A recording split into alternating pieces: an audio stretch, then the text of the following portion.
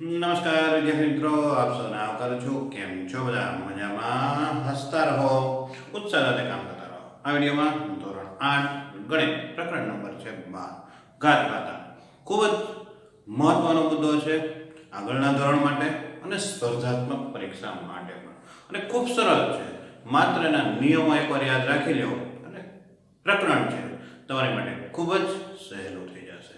તો ચાલો આપણે પહેલા નિયમો જોઈએ. તો ઘાત ઘાતાંકના નિયમોની વાત કરીએ એ પહેલા નાના ધોરણની અંદર તો શીખી ગયા, પણ આપણે ફરી એકવાર યાદ કરીએ કે નીચે જે સંખ્યા લખીએ છીએ આને આપણે આધાર કહીએ છીએ. આને આપણે શું કહેતા હોઈએ છીએ? આધાર કહીએ છીએ. અને આની ઉપર જે સંખ્યા છે એને આપણે ઘાત કે ઘાતાંક તરીકે આપણે ઓળખતા હોય છે. તો વાંચવામાં શું આવે છે? અને એની 5 ઘાત.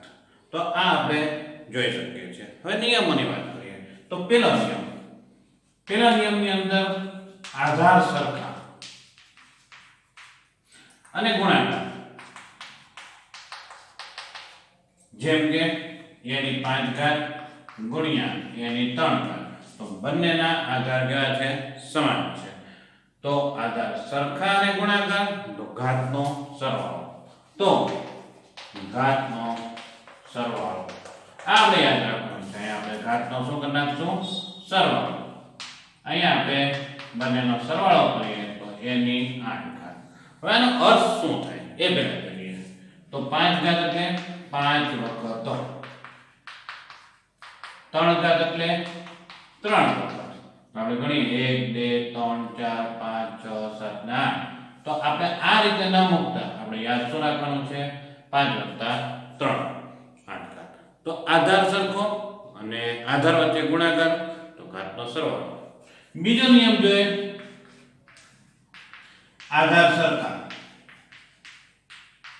અને ભાગાકાર તો ઘાતની બાદબાકી. આપણે શું કરવાનું છે? ઘાતની બાદબાકી કરવાની છે.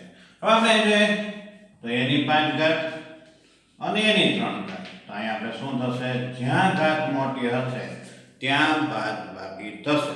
તો અહીંયા એની કેટલી ઘાત વધી? 2 ઘાત.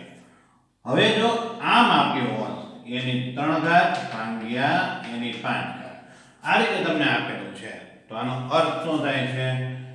અંશની અંદર ઘાત નાની છે અને છેદમાં ઘાત મોટી છે. તો બાદબાકી ક્યાં થશે? છેદમાં થશે. તો અહીંયા જે જવાબ મળે 2 ઘાત.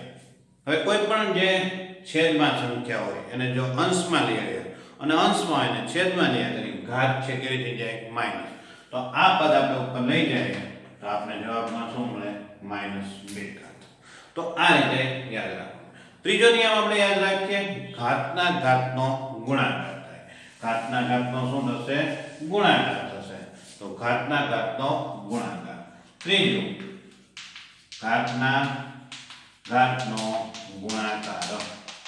હવે આપણે જોઈએ એની 3 ઘાત છે અને કૌંસ ઉપર 2 ઘાત છે, તો આ બંને ઘાત છે એનો ગુણાકાર થશે. એટલે કે એ 3 ગુણ્યા 2 એટલે 3 ને 6 ઘાત. એટલે ત્રીજો નિયમ યાદ રાખવાનો છે, ઘાતના ઘાતનો ગુણાકાર થાય.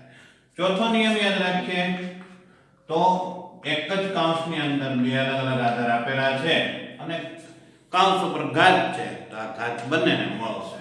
તો એને પણ 2 ઘાત મળે અને બી ને પણ 2 ઘાત મળે.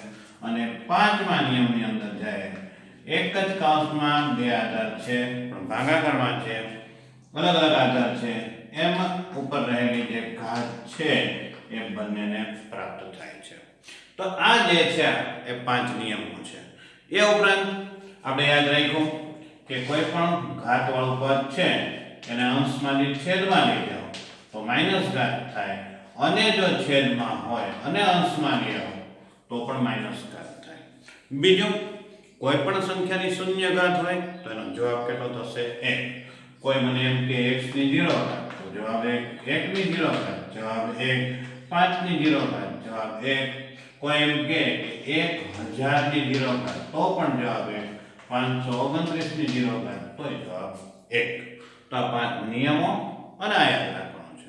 હવે આપણે એક જે છે એની ઉપર ગમે એટલી ઘાત હોય તો એનો જવાબ કેટલો આવશે?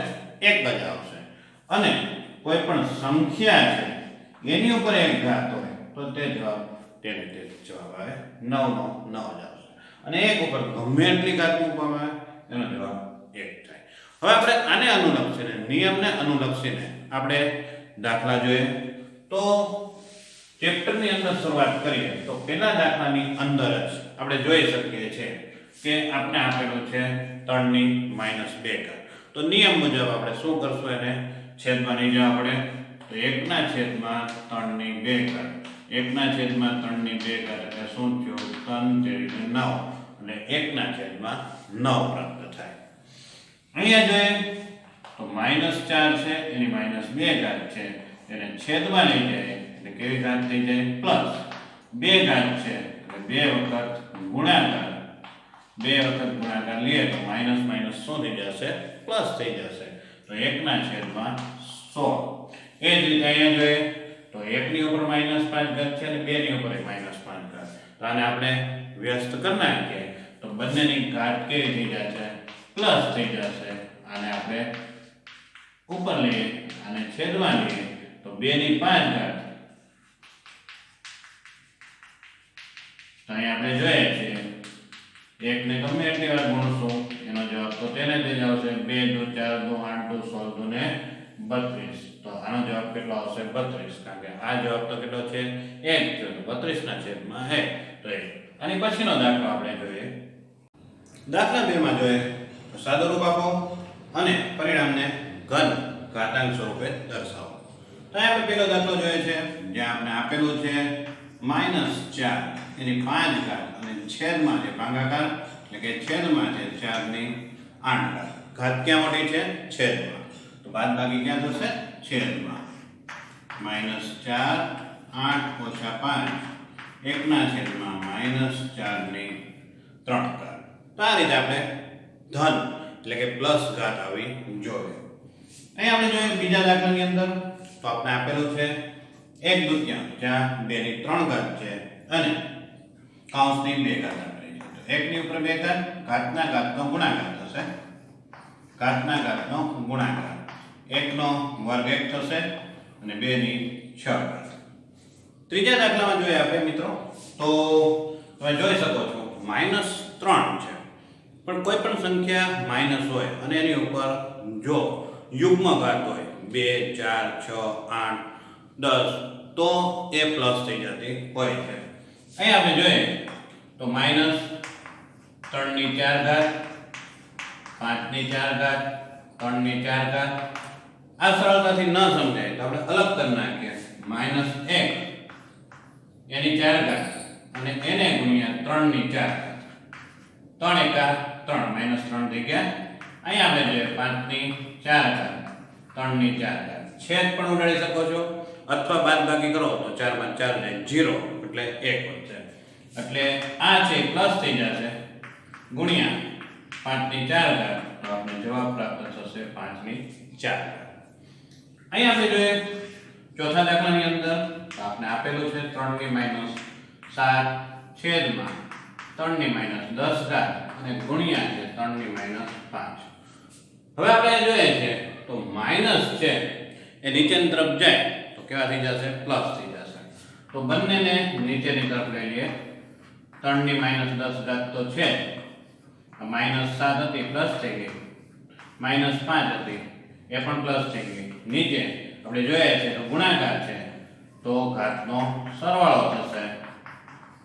7 ને 5 12 માંથી 10 જાય તો 3 ની 2 ઘાત.